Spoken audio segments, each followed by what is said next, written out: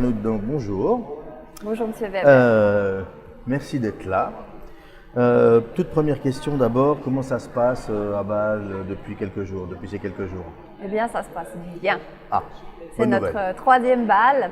Premier bal, personne ne nous connaît, tout le monde nous cherche. Deuxième bal, les gens commencent à être curieux.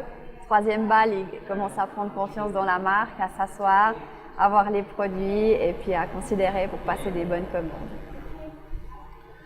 Et vos marchés les plus importants, alors bien sûr vous êtes une toute jeune marque, mais vos marchés les plus importants, c'est où géographiquement? Alors là, clairement, le Japon a cartonné. On a vraiment, je crois que le concept du cadran magique, c'est quelque chose qui fascine les Japonais. Ouais. Et on voit ça quand on leur présente les montres, ils sourient, ils sont contents. Donc vraiment, ça c'est le marché principal. Marché secondaire, je pense qu'on va attaquer aussi la Suisse, parce que la Suisse, c'est près de chez nous. Il y a beaucoup de gens intéressés par l'horlogerie. Et puis nous, on est une start-up, on est une petite entreprise, on est local. Il y a beaucoup à faire autour de chez nous. Ça représente quoi? Combien de points de vente actuellement? Alors maintenant, on a environ 7 points de vente dans le monde. Et pour les 12 prochains mois, vous imaginez ça comment?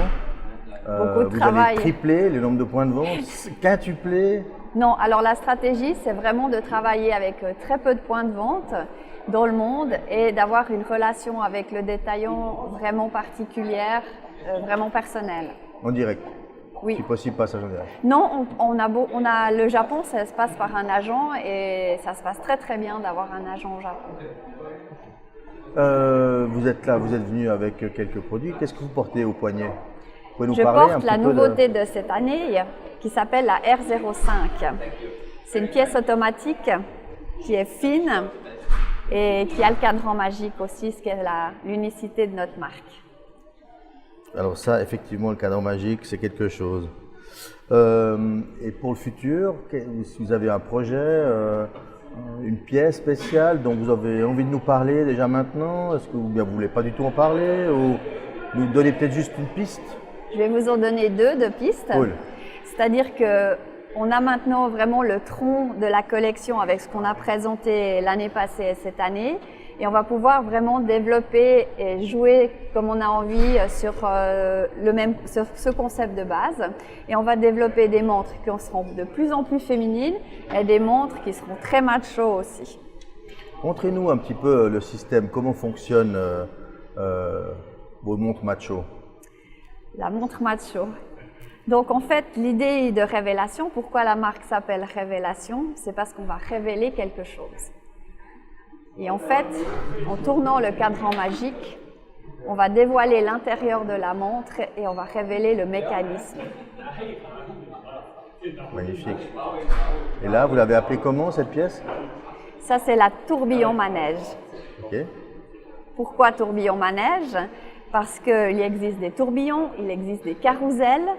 Et nous, ce qu'on a fait, c'est qu'on a pris un peu de principe de l'un, un peu de principe de l'autre. Parce que ce qui était important pour nous, c'était pas d'avoir un tourbillon en tant que tel, c'était d'avoir un mouvement qui était très très graphique pour pouvoir le dévoiler avec le cadran magique. Ok, super. Et donc ça, c'est votre pièce maîtresse. Oui. Et vous sortez cette année donc une nouvelle pièce dont on peut nous dire deux mots peut-être? Alors la nouvelle pièce, elle a aussi le cadran magique. C'est une pièce qui est plus petite, qui a un diamètre plus fin et qui est plus légère dans tous les sens du terme. Elle est en acier et elle a aussi le cadran magique qui va révéler un mouvement automatique.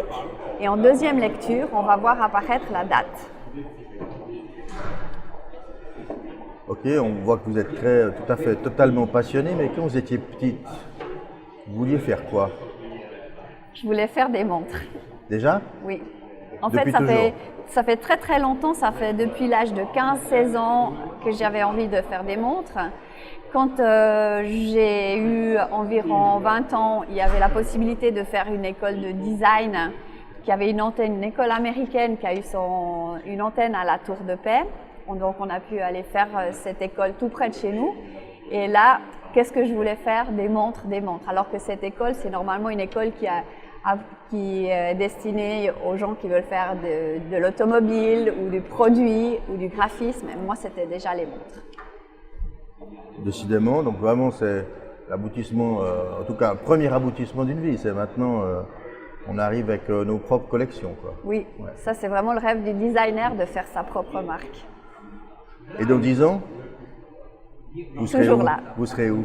On sera toujours là, on Ouais. sera toujours là avec des produits parce que, en fait, quand on a voulu créer notre marque, on a dit on n'allait pas créer une marque si on n'avait pas un concept qui était très fort. Et ça nous a pris beaucoup de temps de chercher une idée qui n'avait jamais été faite dans l'horlogerie.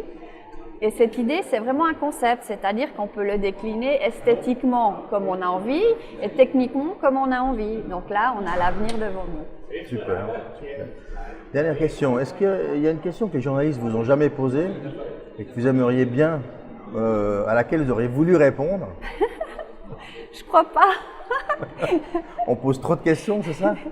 Non, je pense qu'on est un peu monomaniaque quand on fait de la création, surtout qu'on est vraiment focalisé sur notre produit et puis qu'on veut parler que de ça. Donc moi, je vous remercie de m'avoir donné la parole en tout cas. Merci d'être venu.